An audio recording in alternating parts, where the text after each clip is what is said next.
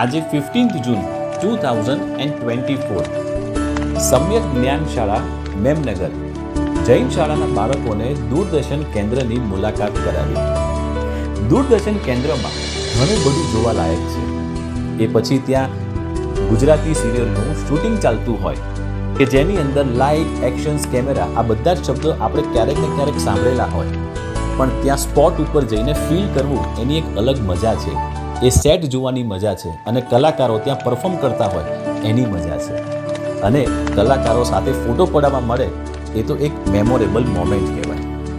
કે પછી એક ન્યૂઝ રીડિંગ રૂમમાં એક ન્યૂઝ એન્કર કેવી રીતે ન્યૂઝ રીડ કરે છે, ટેલિપ્રોમ્પ્ટર કોને કહેવાય, ટેલિપ્રોમ્પ્ટરની મદદથી ન્યૂઝ કેવી રીતે રીડ કરવામાં આવે છે અને એ બાળકોએ પણ અનુભવ કર્યો કે ન્યૂઝ ટેલિપ્રોમ્પ્ટરમાંથી રીડ કરીને એ લોકો ન્યૂઝ એન્કર કેવી રીતે બોલે એનો એક અટેમ્પ્ટ કર્યો।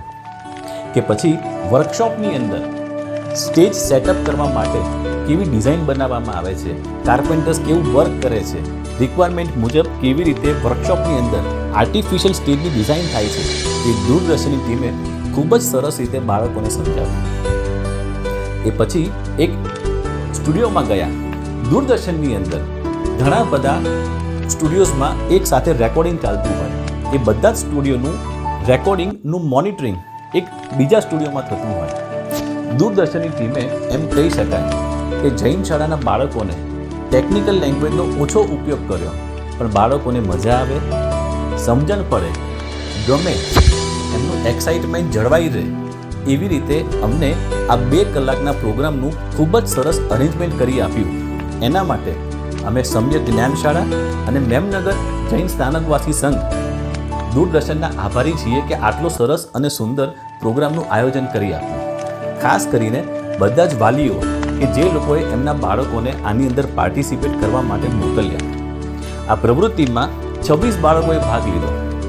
મેમનગર સંઘ સિવાય નવરંગપુરા, સાઉથ બોપલ અને ઘાટલોડિયાથી પણ બાળકો આવ્યા હતા। આ પ્રોગ્રામની અંદર બાળકોને રિફ્રેશમેન્ટ પણ પ્રોવાઈડ કરવામાં આવ્યું અને છેલ્લે ગ્રુપ ફોટો પાડવામાં આવ્યો અને એક મેમોરેબલ મોમેન્ટ। આવી પ્રવૃત્તિઓ આગળ ચાલુ રહે એવી આશા સાથે જય જિનેન્દ્ર।